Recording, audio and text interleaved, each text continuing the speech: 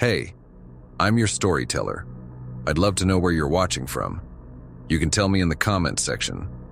When you are ready, lean back, and let's dive into this week's horror stories.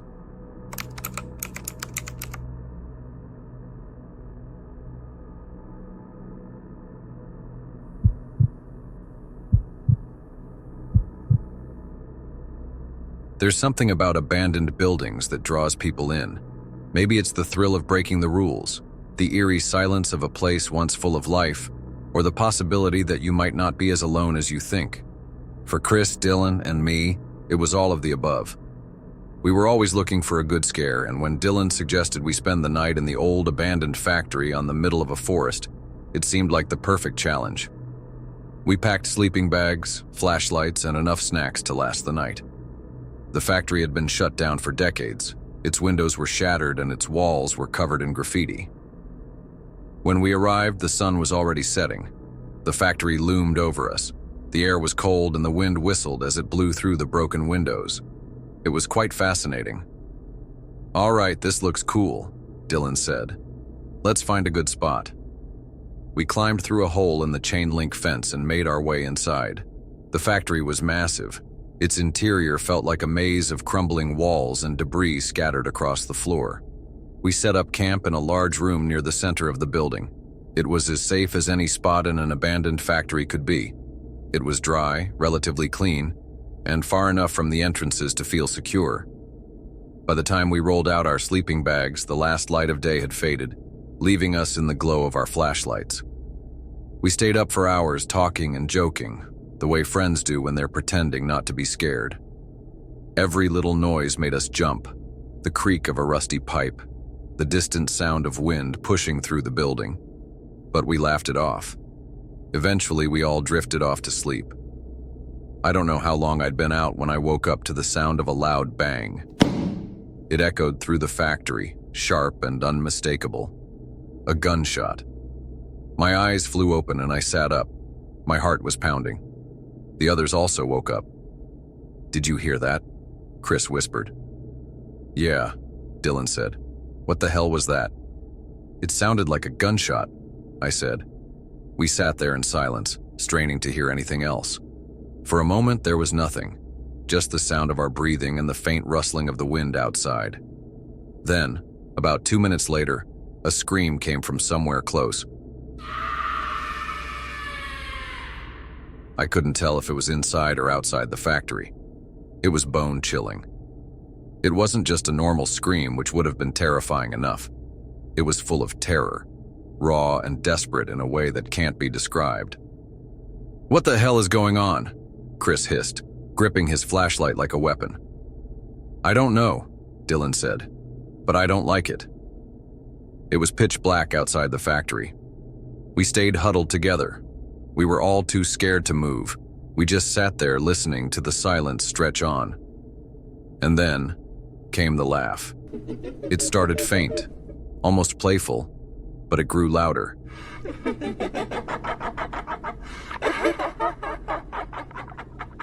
It didn't sound like it came from inside the factory, but it wasn't far off either. Who could be doing this and why? Surely they didn't have any good intentions. I wasn't sure what to do, so I looked over at Dylan and Chris. "Okay, screw this," Dylan said. "We're leaving. Right now." Chris and I didn't argue. We grabbed our stuff as fast as we could, not bothering to roll up our sleeping bags. My hands were shaking so badly I almost dropped my flashlight. We crept through the factory with our flashlights turned off as we didn't want to show our location to whoever was out there. The laughter faded as we moved, but the tension didn't. When we finally reached the hole in the fence, we ran for Dylan's car. It was parked about 50 yards away, on the side of the deserted road. My chest burned as I ran, and my heart felt like it might burst, but I didn't care. I wanted to get out of there. We piled into the car, slamming the door shut.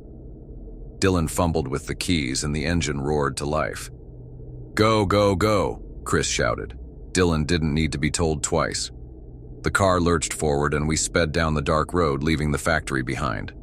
For a moment, I felt relief. We were safe. We were out. But as the headlights lit up the road ahead, I saw what looked like a woman. Her black hair hung in tangled strands around her pale face. Her eyes were wide, almost unnaturally so, and they gleamed in the light like they were reflecting it back at us. She didn't move. She just stood there, staring straight at us as we passed. No one said a word as we drove by, but she looked directly at me. We were all in shock. I think we saw an actual ghost. We drove the rest of the way in silence, too scared to speak, too scared to look back. We agreed to never go back there.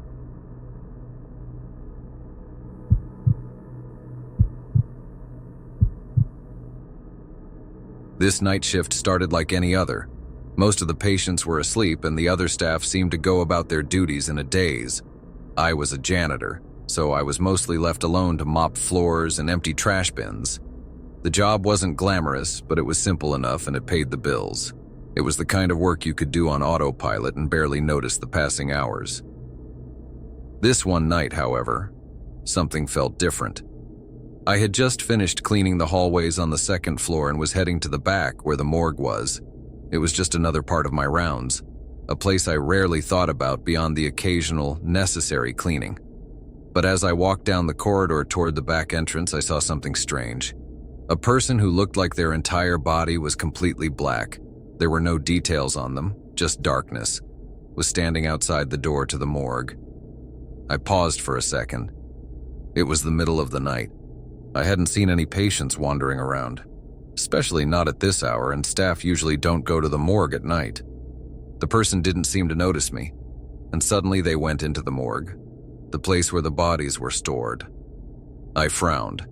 It wasn't unusual for patients to get lost like this, especially if they were disoriented or just coming out of surgery, but this felt different. I wasn't even sure why I felt uneasy about it. I knew I should probably just go about my job, but something inside me wanted to make sure it wasn't a patient that was lost. When I reached the entrance to the morgue, I stopped in front of the door. There was no one in sight. The hallway was empty. The door to the morgue was slightly open, which was strange. It was usually kept locked and tightly shut because of the temperature difference. I hesitated for a moment before pushing it open and stepping inside. It was cold. The familiar smell of disinfectant and decay hit me instantly, but there was no sign of the person who had walked in here just moments ago. I couldn't loose the feeling that something wasn't right. I walked deeper into the morgue, checking the rooms one by one. The body storage units were lined up against the far wall, each with a metal door that slid open to reveal the drawers that held the bodies. I had cleaned this room countless times. I was about to leave the morgue when a soft knock broke the silence. It came from one of the metal drawers. I stood there, staring at the row of drawers, unsure if I had really heard it or if my mind was playing tricks on me. But then it came again. It was definitely coming from inside one of the drawers. The hairs on the back of my neck stood up. I didn't know what to do. I had no business being here at this hour, let alone opening one of those drawers. It wasn't part of my job. I was just a janitor. But what if there was someone in there who needed help? Dead bodies aren't supposed to move, so someone had to be in there. The knocking came again, this time more aggressive. I had no doubt now that something was inside one of those drawers. But who, or what could it be? I knew better than to open it. I wasn't supposed to be involved in anything like this, but I couldn't shake the curiosity. My heart pounded as I stared at the drawer where the sound had come from. I knew it was wrong, but I felt this strange pull, like something was calling me to open it. The light started to flicker and the knocking stopped for a moment. The silence that followed felt suffocating. I had never been this scared in my life. The knocking had stopped, but the unease in my stomach only deepened. Then, as I was about to turn and run out of the room, there was another knock. Just one. This time, it wasn't from the same drawer that I heard the other knocks. It was from somewhere deeper in the morgue. I didn't want to go deeper. I turned back to the drawer where I heard the first knocks almost instinctively. I had to know. I had to see what was inside. But I couldn't get myself to open it. I stepped back. I didn't dare open it. Whatever was inside there, whatever had been knocking, was better left alone. I didn't care about the patient or who or what was inside. I just needed to get out. I backed away slowly, my eyes never leaving the row of drawers. The door to the morgue seemed miles away as I backed toward it. I reached the door, pushed it open, and stepped into the hallway. The warm air felt like a relief after the cold isolation of the morgue. But I couldn't stop thinking about what if someone was alive in there. I decided to go get a security officer. We walked back to the morgue. I explained to him what I had seen and heard, and that I think there might be someone alive in one of the morgue drawers. When we got there, everything was quiet. He checked multiple drawers, but they were either empty or occupied by a deceased person. There was no one who wasn't supposed to be there.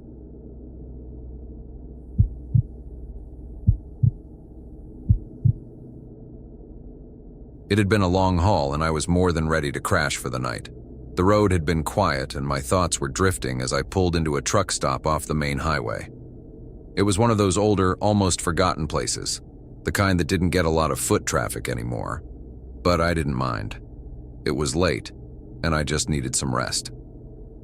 I parked my rig at the far end of the lot, far enough away from the few other trucks that I could get some peace. As I stretched, ready to grab a quick bite before hitting the sack, I noticed something strange. Every single truck around me, every last one, had someone sitting in the driver's seat.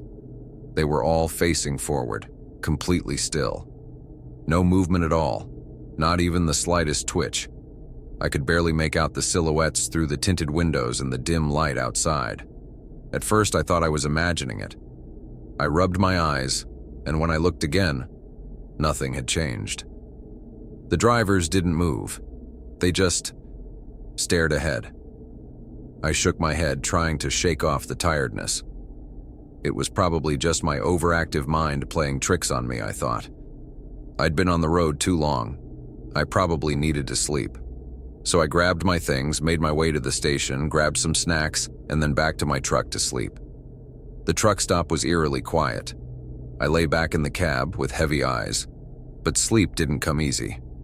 The whole place felt wrong. I pulled the curtains shut and tried to drift off. It wasn't long before I was woken by a soft sound. At first, I thought it was the wind or maybe a stray branch knocking against my window, but it didn't stop. Then I noticed the door handles rattling. Someone was pulling on them. Fear started to rise. I sat up, listening. The tapping continued. It was persistent. I slowly turned my head toward the window. And there, standing outside my truck, were the drivers from the other rigs. Every single one of them. They were standing perfectly still, staring at me through the window. Their faces were frozen. Their eyes were wide open. Not a single one of them moved. My blood ran cold and panic shot through me. I grabbed the keys from the dashboard, started the truck, and I slammed it into gear. I wanted to get away as fast as possible. I drove for hours, but the thought of them still haunted me. Something was terribly wrong. I managed to calm myself down a bit. I pulled into another truck stop. I had some serious distance between me and whatever had happened back at the other stop. I parked the truck and slowly got out. My legs were still shaky from the adrenaline. I walked around to check my rig, trying to breathe easy, but when I rounded the corner, I froze. All over the sides of my truck in thick red writing were messages. Get out. We are watching. Leave this road. You will never be safe. I staggered back, my blood running cold. My heart slammed in my chest. I climbed back into the truck, slammed the door, and drove off. I didn't stop again until I was home. I am now considering quitting my job. I no longer feel safe at night when I have to sleep in my truck. Every single noise puts me on edge. I used to love trucking, but not anymore.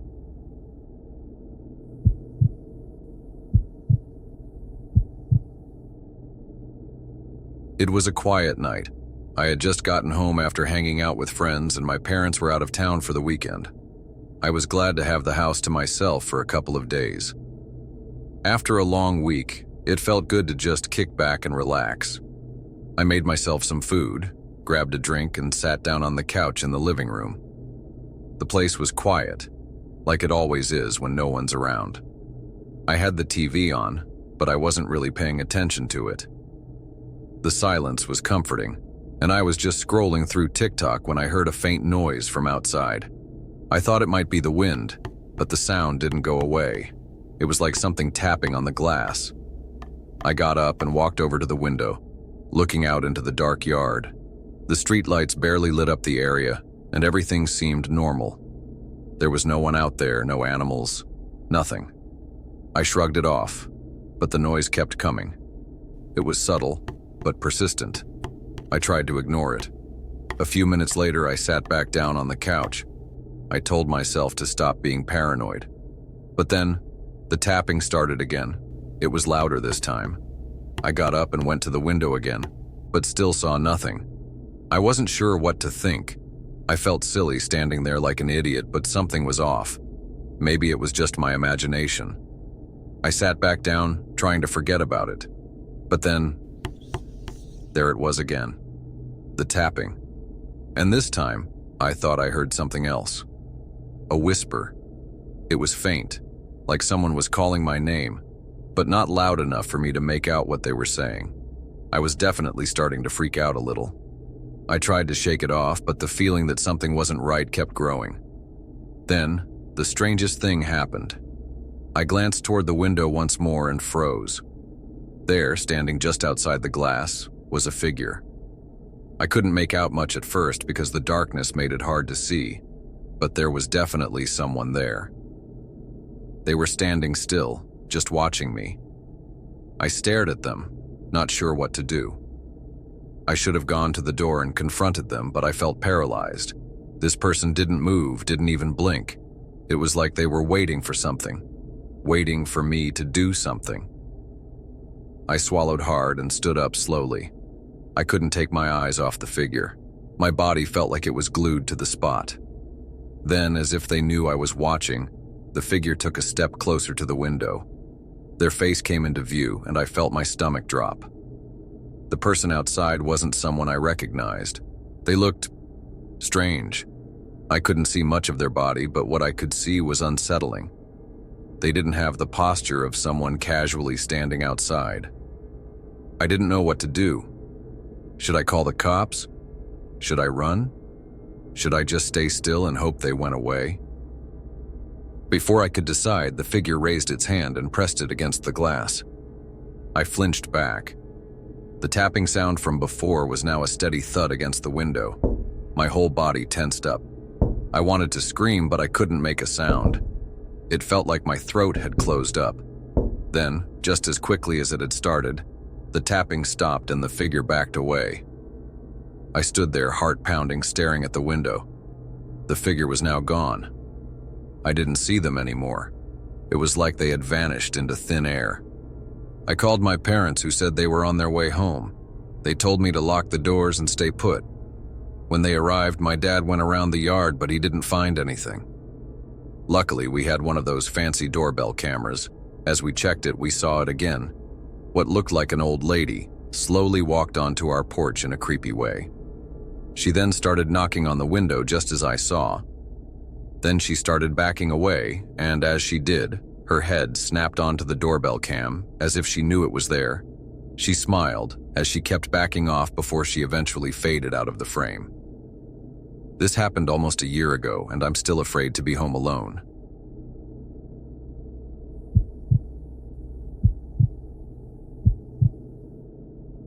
The Airbnb I rented was a quaint little house in the city I was passing through. My plan was to stay for a couple of days. The host, a middle-aged man with a friendly demeanor, assured me I would love the peace and quiet this part of town offered. Little did I know how quickly that peace would turn into something sinister. I arrived and started to settle into the cozy house, enjoying the solitude. As night fell, I curled up on the couch with my phone. Eventually, I decided to head to bed. As I lay there in the dark, I started to hear weird noises. It sounded like someone was walking around outside the bedroom. Starting to feel afraid and paranoid, I strained to listen, trying to convince myself that I was just imagining it. But then I heard it again, and there was no doubt it was real. They were approaching the bedroom. I started to panic. Who could it be? My brain raced with possibilities, but none offered any comfort. Suddenly, the door creaked open. I tried to lay still. I didn't want to let whoever it was know I was awake. I could hear someone enter the room. It was too dark to see anything, but I felt a presence in the air. I wanted to scream. The sound of shuffling feet came closer. I got goosebumps all over my body as I heard the person crawl down and under my bed. My body was paralyzed with fear. I could hardly breathe. I clenched my fists, preparing myself to run for the door at the first opportunity. As I lay there, every nerve in my body on high alert, I couldn't help but wonder what I was dealing with. Was it an intruder? Or something else entirely? I felt utterly helpless. Minutes felt like hours, and my thoughts spiraled deeper into dread. I could hear faint, shuffling movements beneath the bed, accompanied by a soft breathing. I knew I had to act. Finally, after what felt like hours, I quietly swung my legs over the side of the bed, preparing to jump up and run. But just then, the breathing stopped. The room was now dead silent. I glanced at the door. It was still slightly open. I had to make my move now.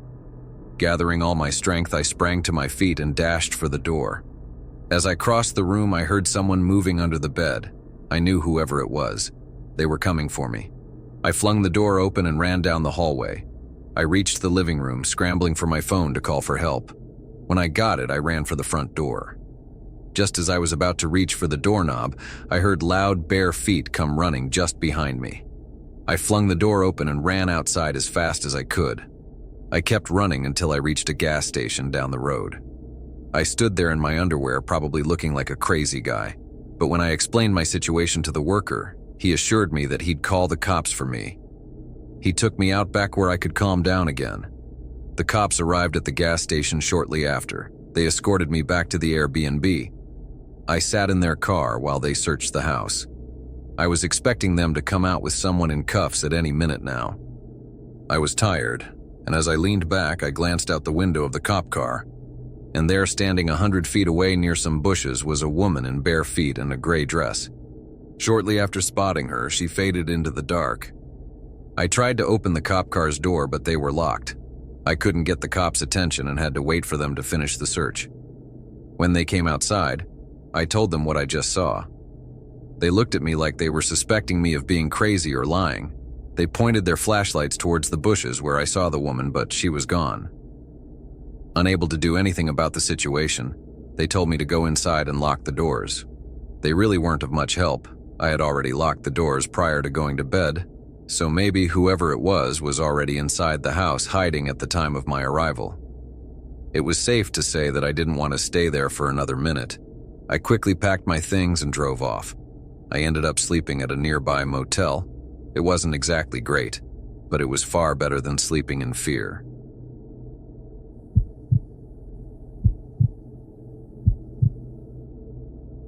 I left work late, way later than usual. The clock on my dashboard read 12:47 a.m. I planned to stop for gas, but the station was already closed.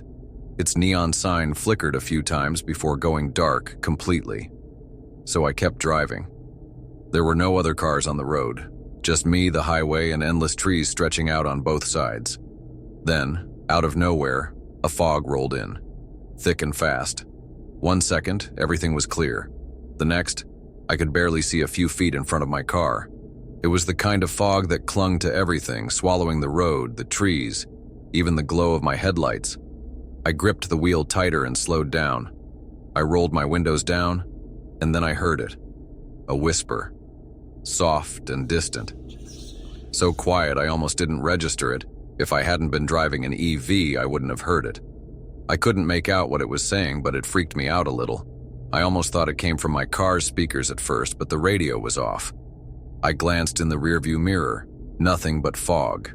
The trees had disappeared into the haze, leaving me completely alone in a world of white silence. What I thought was a whisper came again. This time I wasn't in doubt. It wasn't the radio. It wasn't static. It was a voice. A real voice coming from somewhere out in the fog. I instinctively locked the doors and pressed the window button without thinking, but the windows wouldn't move. Then another voice joined in, and another. Dozens of voices, all whispering at once, overlapping each other. I couldn't make out what they were saying. They were surrounding my car. I wanted to get away. I pressed slightly on the gas, not daring to go quicker because of the fog, but the whispers followed. One whisper was louder than the others, and suddenly I could make out the words, "Slow down." I don't know why, but I slammed my foot on the brakes. It wasn't a decision, I just reacted.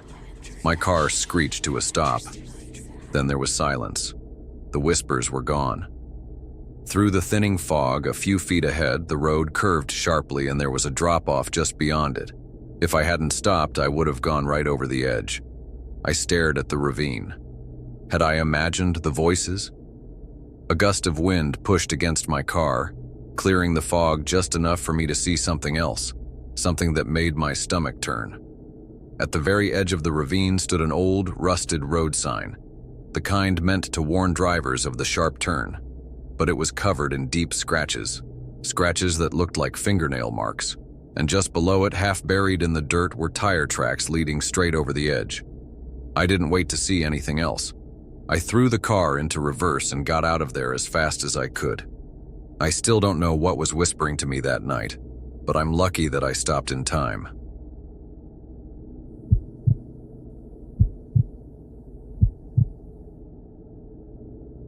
It started innocently enough. The library had always been my sanctuary. I loved the quietness, the smell of books, the way time seemed to slow down when I walked in. I'd always go there to study, especially since I lived alone and didn't have many friends. It wasn't that I was antisocial, but I didn't fit in with the typical college crowd, and I found the company of books more comforting than the small talk of people. It was late on a Wednesday evening when I first noticed him. He was sitting at a table in the back corner of the library, a few rows over from where I usually sat. At first, I didn't think much of it. I had seen people come and go in the library all the time. He was just another student, buried in his work like everyone else. The next time I came to study, he was there. Same place, same table. He had a stack of books in front of him, but he wasn't reading any of them. He just sat there, staring at the table, occasionally glancing up at me. At first, I thought I was overreacting. Maybe I was just paranoid, or maybe he was looking at someone else. I tried to push the thought out of my mind. Still, every time I came back, he was there, always sitting at that same table, always staring. I would sit at my usual spot, trying to ignore him, but I couldn't help feeling uneasy. There was something creepy about his eyes, dark, unblinking, and cold. The next time I saw him, I decided to do something about it. I was tired of feeling uncomfortable every time I came in. I made my way to the front desk to ask about the guy, to see if anyone else had noticed him. "Excuse me," I asked the librarian, a woman in her 50s with glasses perched on the end of her nose. "Is that guy who's always sitting in the back a regular here?" I nodded toward the back of the library, where the man was sitting again, just as usual. The librarian looked at me for a second, her brow furrowing. "What guy?" she asked. I pointed again. "The one sitting at the back table, the one who always stares at people." She turned her gaze toward the back. Her eyes skimmed over the rows of bookshelves and tables, but she didn't seem to register anyone. She frowned and shook her head. "There's nobody there, dear," she said. I blinked. "What do you mean? He's right there, sitting at the table." I began to feel uneasy and frustrated. I knew what I was seeing. The librarian's voice softened. "No one's there. The library's been empty for a while. You might want to take a break, maybe get some fresh air." Was I imagining it? I glanced back at the table. There was no one there. The chair was empty. I felt a mix of embarrassment and dread. "Are you sure?" I asked, still scanning the room, but there was no trace of the man. The librarian smiled, though it was more of a polite gesture than comforting. Yes, dear. No one's been sitting there for hours. I tried to brush it off, but the unease stayed with me.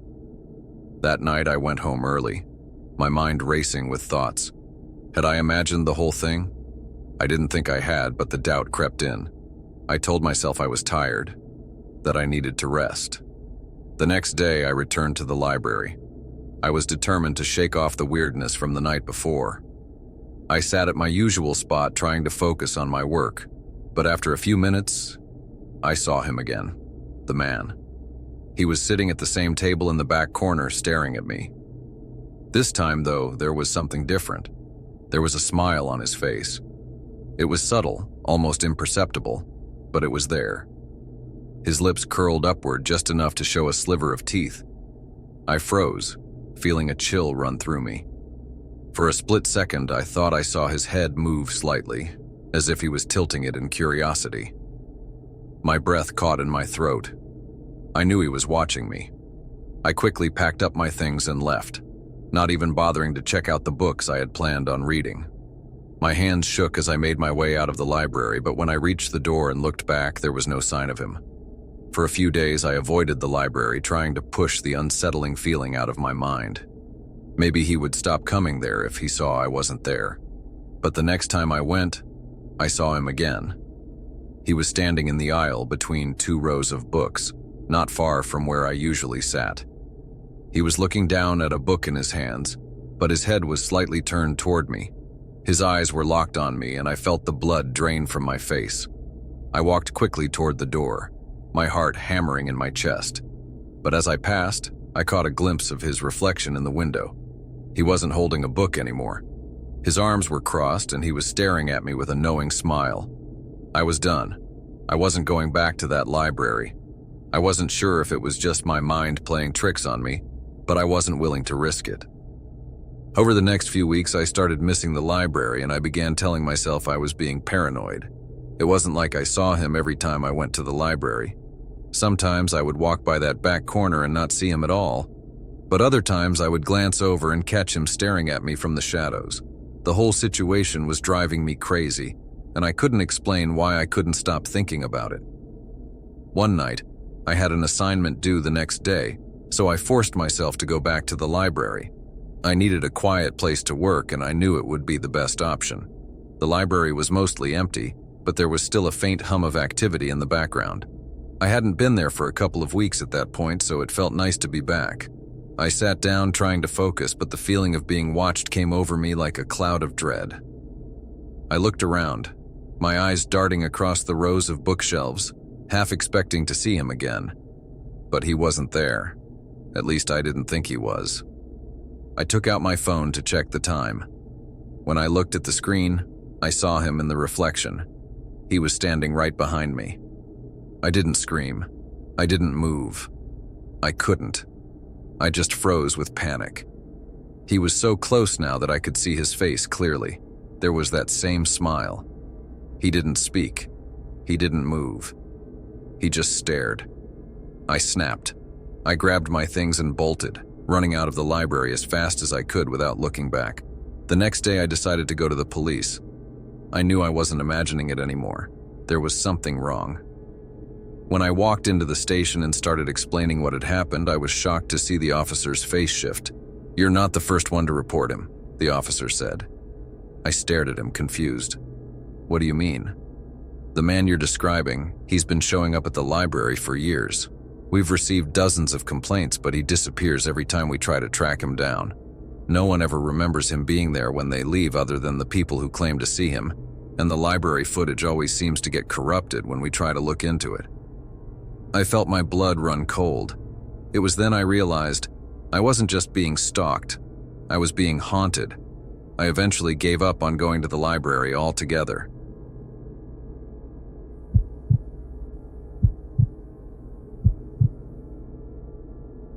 I was looking for a cheap laptop. That's it. I had just started college and didn't have the money for anything brand new, so I turned to the dark web. I had used it a few times before, mostly out of curiosity, but I knew there were marketplaces where people sold secondhand electronics for way cheaper than retail. After some searching, I found a listing that seemed too good to be true. Lightly used laptop, no issues, $150. The pictures looked fine, nothing sketchy. The seller had decent reviews and the description was basic but reasonable. I messaged them. They responded instantly. I can ship it today, no extra charge. It felt fast, but I wanted the deal, so I sent the money. 3 days later, the package arrived. The box was plain, with no return address. The laptop itself was unbranded, black, and slightly worn but functional. When I powered it on, it booted straight to a desktop. No login screen, no setup process. Just a single folder in the center of the screen that said, "Watch me." I stared at it for a long time before clicking. Inside were dozens of video files. No names, just timestamps. The most recent one was from 2 days ago. I clicked it. The footage was dark and grainy, taken from a high angle, like a security camera. At first, I couldn't tell what I was looking at. The room was small and cluttered, papers, a desk, a chair. Then I saw a man. He was sitting at the desk, facing the camera. His head was slumped forward, arms limp at his sides. He wasn't moving. He was dead. A pit formed in my stomach. I clicked another file, an older one, another dead person. Different room, different man, same setup. Camera pointed at them from above. I checked more. The same thing. Over and over. Different people, all caught in the same unmoving silence. I didn't know what I had just stumbled into, but I knew it was bad. Then I clicked the first video, the oldest one. It was the only one where the person was still alive. A man sat at a desk facing the camera, looking visibly nervous.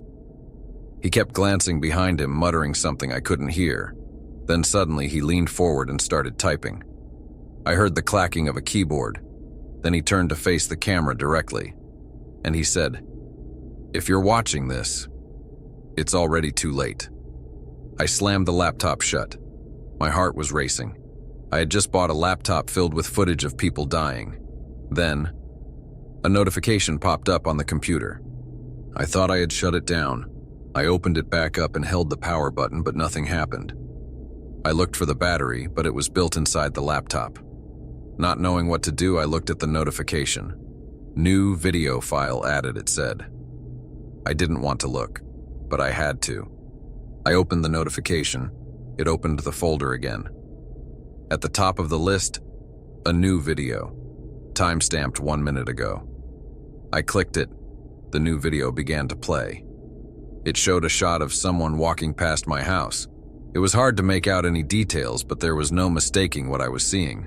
Someone was watching me. I quickly closed the laptop, panic rising in my chest. How did they know where I lived? I hadn't told them my address. How long had they been watching me? I opened up the messaging app and typed frantically. "What the hell is going on? Who are you?" The seller responded almost immediately. "You've seen enough. $2,000, and you'll never hear from me again." I stared at the message, my heart pounding. $2,000? Was this some sort of scam? A sick way to get money out of people by playing on their fears? Were the people in the videos even dead? Or was it all just a twisted act? I didn't know what to think, but I didn't want to find out what would happen if I didn't pay. They knew where I lived. They were already watching me, and they were clearly sick in the head. I hesitated for a moment, but fear won out. I transferred the money. Shortly after I got the message, "Good choice. You're free to go." Feeling both a wave of relief and dread wash over me. But something didn't feel right. Was this really over? Or was I just part of their game now? The sick feeling in my stomach told me it wasn't over. But for now, I am left with the nagging question. What happens when they come back for more?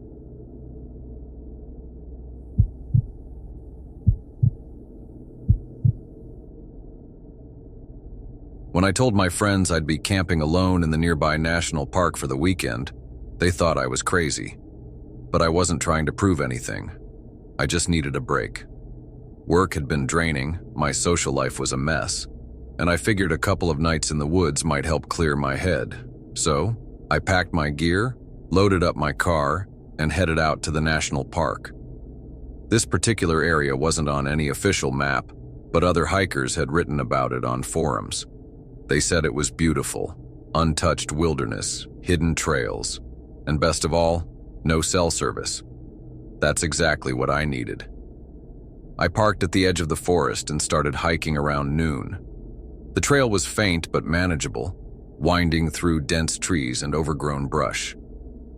By the time the sun started to dip below the horizon, I still hadn't found a good spot to set up camp. That's when I spotted something off in the distance. Through the trees, just off the trail, was a cabin. It was small, barely more than a shack, but it looked solid. The wooden walls were weathered but intact, and there was a small porch out front with a rocking chair that creaked gently in the breeze. A single window glinted in the fading sunlight. I stopped and stared at it for a moment, unsure what to do. It wasn't marked on the map, and I hadn't seen any signs of other hikers all day. But the cabin looked abandoned. No smoke from the chimney, no lights inside. I figured it wouldn't hurt to take a closer look. As I stepped off the trail and approached the cabin, an odd feeling settled over me, but I ignored it and kept walking. The door wasn't locked. I pushed it open and peeked inside. The cabin was simple. A single room with a wooden table, 2 chairs, and a small bed pushed against the far wall.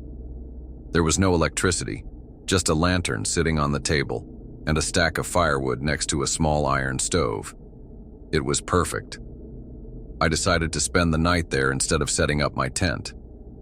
I figured I'd head back to the trail in the morning, but for now I was grateful for the sturdy roof over my head.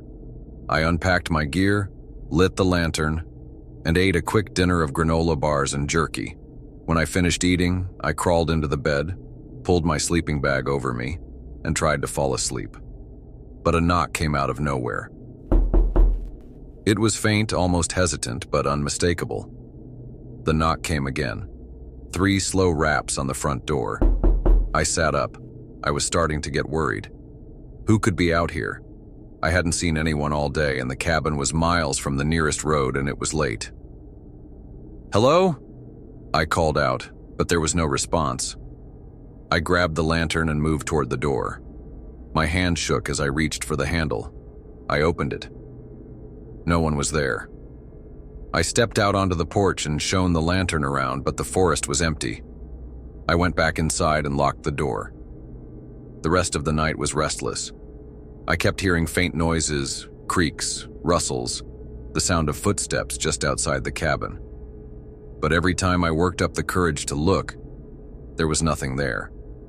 When morning finally came, I decided I'd had enough. I packed my things and headed back to the trail. But the trail wasn't there. I stood in the spot where I'd first seen the cabin, looking for the faint path I'd followed the day before. It was gone.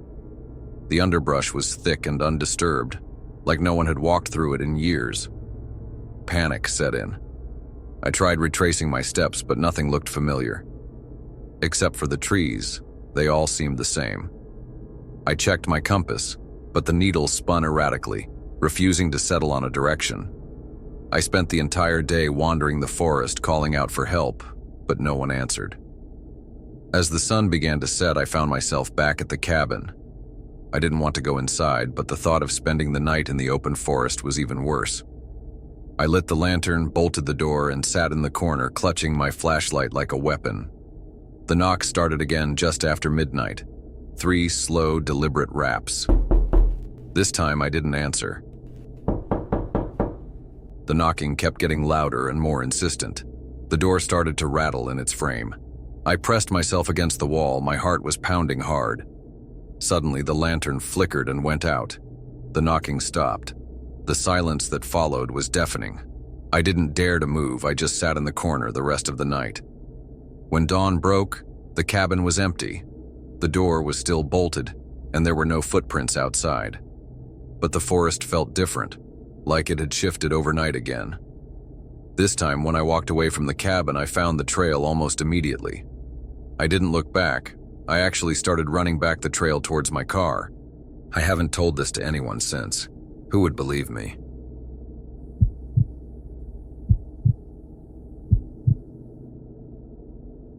I worked the night shift at a warehouse on the outskirts of my town. It's not exactly glamorous, but it pays the bills. My job is straightforward: pack boxes, move pallets, and make sure everything is ready for the day crew. Most of the time, I'm alone, with only the hum of the overhead lights and the whirring of the forklifts to keep me company. That night, it was quiet as usual. The warehouse is massive, with rows upon rows of metal shelves stacked high with products. The only light in the building came from the rows of lights that buzzed overhead, leaving the far corners of the warehouse shrouded in shadows. I was halfway through my shift, organizing a pallet of supplies near the back wall, when I felt it. The unmistakable sensation of being watched. You probably know what I'm talking about. I stopped what I was doing and glanced around. Nothing. Just empty aisles stretching out in every direction. I told myself it was just paranoia. It wasn't the first time I'd felt uneasy working alone at night, but the feeling was stronger this time. I went back to stacking boxes, trying to forget about it. That was when I heard a quiet sound coming from one of the aisles nearby. It wasn't a usual warehouse noise like the creak of shelves or the clatter of a loose pallet. This was different. It was footsteps. I froze. My heart started to race. No one else was supposed to be here. The building was locked up tight at night, and I hadn't seen anyone else since I arrived. I grabbed my flashlight from my cart and shined it down the aisle, illuminating row after row of neatly stacked shelves. There was nothing to be seen. I took a deep breath and told myself it was probably nothing. Maybe it was just some animal that had somehow gotten inside, a raccoon or a rat. But as I turned back to my work, I saw something out of the corner of my eye, a shadow walking across the far end of the aisle. "Hey, who's there?" I shouted. I got no response. I tightened my grip on the flashlight and started walking toward where I'd seen the shadow. My boots echoed on the concrete floor, so whoever it was, they definitely knew I was coming. I turned the corner and shined the flashlight down the next aisle. Empty. I stood there for a moment, trying to convince myself I was seeing things. But then I heard it again, faint footsteps, as if someone was trying to sneak around me. I whipped around, shining the flashlight in the direction of the sound. And there he was. A man was standing at the end of the aisle, half hidden in the shadows, wearing dirty, ragged clothes. His face was partially obscured, but I could see his eyes. He didn't blink and looked directly at me. "Who are you? What are you doing here?" I demanded. I was starting to be afraid. I wasn't exactly a big guy, and I'd never been in a fight before. He didn't answer. He just stood there staring at me. I took a step back, and as I did, he took a step forward. "Look, I don't want any trouble," I said. "I'll call the police if you don't leave." He said nothing. I turned slowly and started walking quickly toward the front of the warehouse. I glanced over my shoulder and my stomach dropped. He was following me. Not running, not hurrying, just walking, keeping the same slow pace, his eyes locked on me the entire time. It was getting too weird and creepy for me. I was starting to fear for what could happen, so I began to sprint. I could hear his footsteps behind me, steady and unhurried, as if he knew I couldn't outrun him. I reached the main office at the front of the warehouse and slammed the door shut behind me, locking it and grabbing my phone from the desk. My hands were shaking so badly I could barely dial 911. As I waited for the operator to answer, I heard a soft knock on the office door. The operator answered, and I stammered out my situation, telling them there was an intruder in the warehouse. They assured me officers were on their way, but every second felt like an eternity. I walked over and pressed my ear to the door, straining to hear anything outside. The silence was deafening. And then, just as the sound of sirens could be heard in the far distance, I heard his voice again. He wasn't outside the door anymore, he was somewhere further in the warehouse. He yelled in the most creepy and deep voice, "I'll see you soon." When the police arrived, they searched the entire building but found no sign of the man. No footprints, no evidence that anyone had been there at all. When my boss got in an hour or so later, the cops were still there. They checked the surveillance, and sure enough, they saw the man following me slowly. They saw him outside the door when I was in the main office. He looked to have what appeared to be a large knife in his pocket. but it was hard to tell because of the resolution of the cameras. When he walked away, he went into the shadows where the surveillance could no longer see him because it was too dark, and that was the last time we saw him. We had no idea how he got out or if he got out. But it was safe to say that I quit the job the next morning. I no longer felt safe being there alone at night.